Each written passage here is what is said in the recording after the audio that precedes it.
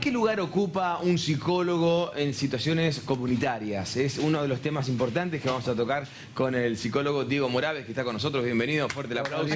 Hola, Diego. Hola. ¿Cómo anda, Diego? ¿Todo bien? ¿Todo tranquilo? Buena. ¿Cómo van con ese feriado? Bien. ¿Usted cómo lo lleva? Bien, llevándolo bien. Perfecto. Por suerte bien. Bueno, ¿qué tema importante el que trajo Diego para tocar hoy?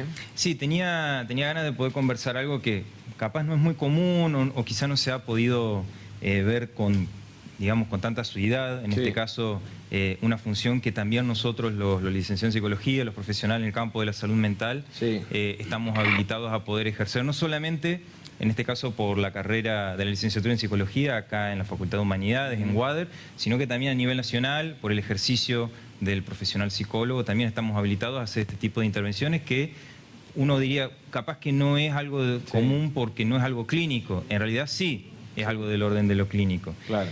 Para poder ubicar también a la audiencia desde dónde estamos hablando, en este caso, por qué intervenimos en situaciones comunitarias, es porque podemos diagnosticar, como dice nuestro título, evaluar, asistir, orientar y asesorar en todo lo concerniente a los aspectos psicológicos en lo que sería en el ámbito de lo sociocomunitario. A poder intervenir con grupos, con comunidades, ¿no? También en situaciones de catástrofes, cuestión que si uno hace un poco recuerda históricamente, situaciones de catástrofes, incluso de catástrofes importantes, no tan lejanas como ocurrió en Santa Fe, ¿no? No hay que olvidarse de ese suceso. Muchos colegas trabajaron desde ese ámbito para poder contener y asistir a la comunidad que estaba sufriendo, en este caso, una situación de inundación y una pérdida importante de bienes y demás. Por lo tanto, ahí podemos nosotros trabajar. Me parecía importante poder hablar, bueno, ¿desde dónde, no? ¿Cómo podríamos nosotros trabajar con las poblaciones? Porque por ahí uno dice, bueno, pero ahí no trabaja, por ejemplo, un mediador, por eso me decía también un amigo. Yo pensaba en conflictos con vecinos, por ejemplo. El caso más común, un mediador, pero un psicólogo también podría tener su participación allí. Claro, puede trabajar un mediador, un abogado, pero desde el orden de lo legal, vamos a decir, ¿no? Pueden usar también herramientas, vamos a decir, del orden de lo social y demás, pero nosotros aportamos lo que sería el aspecto psicológico en este tipo de intervenciones ante este tipo de conflictos. Pueden ser adentro de situaciones familiares, intrafamiliares, como interfamiliares, ¿no? Porque estamos hablando de grupos sociales, ¿no? No dejan de ser grupos sociales importantes, entre las comunidades, entre los vecinos, y ni hablar entre situaciones más macro, por así decirlo, donde actúan, bueno, situaciones de conflictividad importante en comunidades, ¿no? Que eso hasta el día de hoy ocurre en distintos lugares, en distintos puntos no solamente del país, sino que en distintos puntos del mundo. Ya sea por una cuestión de territorialidad, por una cuestión obviamente de reclamo, de cierta pertenencia identitaria y demás, pero ahí es donde en este punto está bueno poder ver cómo nosotros los profesionales podemos aportar, podemos trabajar.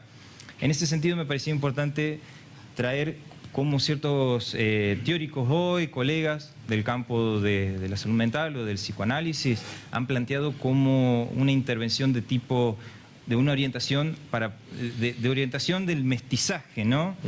Donde ahí en el mestizaje podemos pensar, tener en consideración la historia, la situación social, la situación económica y al mismo tiempo la particularidad de cada una de las personas que forman parte de esos grupos y obviamente de la historia, de los relatos de esos grupos y por qué entonces se desarrolla este conflicto, que puede ser a simple vista un conflicto del orden de lo presente, pero que tiene ya su bagaje histórico y que, para citar algunos ejemplos, bueno, está bueno poder ver cómo las situaciones ante situaciones de reclamo de los pueblos originarios, que siempre es muy importante poder intervenir, bueno, ahí también nosotros podemos hacer nuestro aporte. Y Diego, disculpa que te interrumpa, y ahora pensábamos con esto que hablábamos del comienzo de las clases, me imagino también el ámbito educativo debe ser un espacio fundamental donde trabajan ustedes.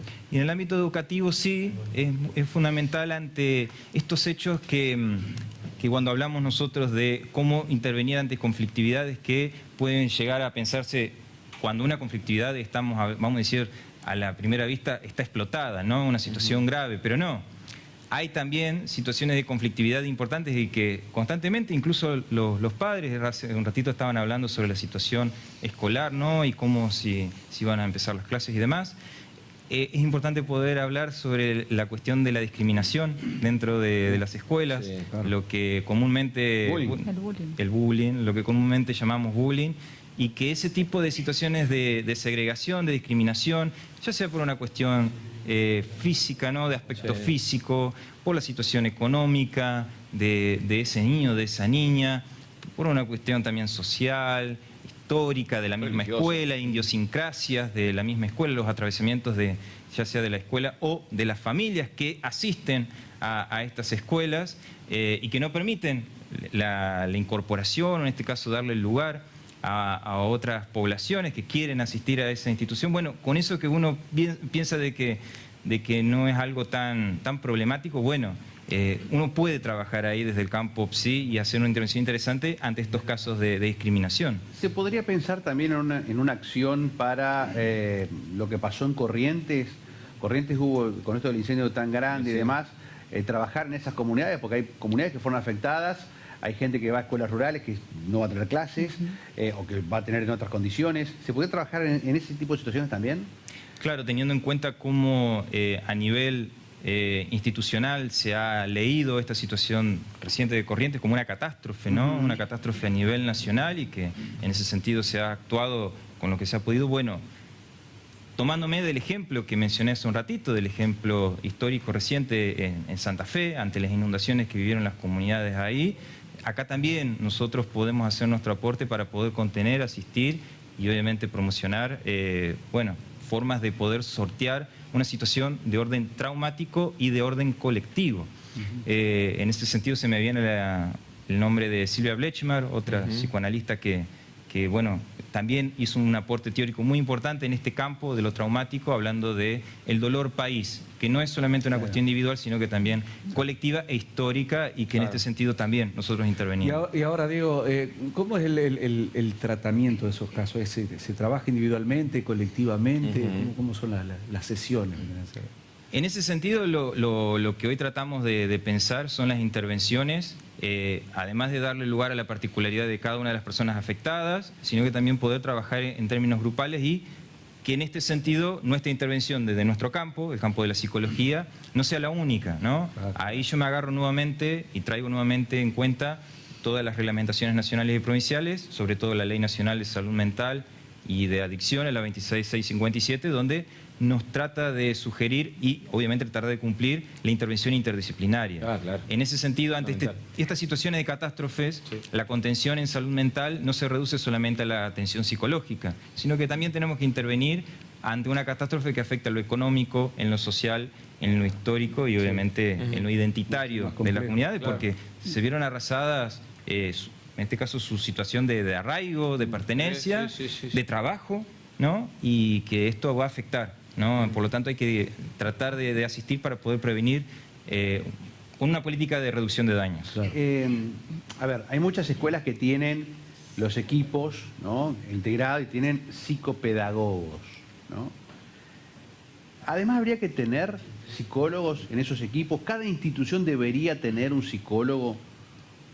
Lo mejor sería de que las instituciones educativas, tanto públicas como privadas, puedan tener en cuenta entre su recurso técnico, o su recurso, en este caso de intervención, al profesional del campo de la psicología, el recurso de la salud mental, más con todo lo que venimos pasando. Claro. Porque hay que entender también, con lo que venimos charlando ya hace un tiempito, de que las situaciones de pandemia como las que estuvimos atravesando, a ver, Diego, y estas más... Todo bien, el trabajo de los preceptores es excelente y demás, pero no alcanza. Por supuesto, tampoco estoy diciendo de que nuestro trabajo va a ser la solución. No va a reemplazar el de otro. No va a reemplazar el de otro. Me parece que con las situaciones que se vienen en la escuela hoy, me parece que sería fundamental, así como está el psicopedagogo, haya un psicólogo, por lo menos de nivel Interdisciplinario, como dijo recién. Claro, un equipo, pero... Un equipo interdisciplinario. Claro, un equipo para si una escuela tiene primaria y secundaria, que haya por lo menos un profesional para primaria y uno para secundaria. Sí. Por eso, lo mejor sería de que las instituciones educativas puedan tener en cuenta a la hora de poder pensar cómo intervenir estas situaciones, como digo, como habíamos traído hace un rato, la discriminación que parece común, que parece corriente y que no tiene que ser común y corriente, porque eso de alguna forma después marca. al estudiante, en este caso a los alumnos, en su recorrido como ciudadanos, pensando de que hay ciudadanos de cuarta y hay ciudadanos de primera. Pero que el mismo sistema, Claro, esa diferencia. Pero que el mismo sistema hace la diferencia, porque si usted tiene problema en la escuela, entonces lo señalan y dice, bueno, no, usted tiene problema en la escuela no se hace cargo y usted tiene que salir a hacerse cargo por otro lado. Me parece que la escuela podría también, digo, las escuelas, Sí, en líneas sí, generales, no estoy puntualizando nada en particular. Justina tiene una cosa, si no se nos va el Diego, tiempo. ¿y puede ser que existan personas que se nieguen a recibir esta ayuda? Claro. ¿En qué situaciones, por ejemplo? Ya sea en la académica, por ejemplo, las escuelas, Ajá. los padres, o también, como decíamos, en las formas de catástrofe en Corrientes, que se llegue con el equipo, pero las personas de ahí se nieguen a recibir ese tipo de ayudas. Sí, puede llegar a ser que ocurra esto, porque ahí estamos hablando de que podría llegar a presentarse algo del orden de la resistencia. Puede llegar a ser que pase, ¿no? Porque ante una situación traumática como la de Corrientes o cualquier situación catastrófica, no de entrada puede ser que la persona no aloje esta ayuda externa de una persona, de un profesional. Claro. En ese sentido hay que acompañar también esa situación hasta que pueda ir dándose un espacio que pueda visualizar, ¿no? De que ante esta situación catastrófica le cambió la vida, Tal cual. ¿no? Y que es posible poder pensar después de esa catástrofe, poder pensar otra vida u otra manera de poder transitar esto sin borrar lo anterior. Diego, gracias por tu visita. Todos los teléfonos, la dirección allí en pantalla permanentemente para comunicarse con vos. Un aplauso para despedirlo, Diego. Gracias, Buen día, Diego. también. Gracias, Diego. Psicólogo.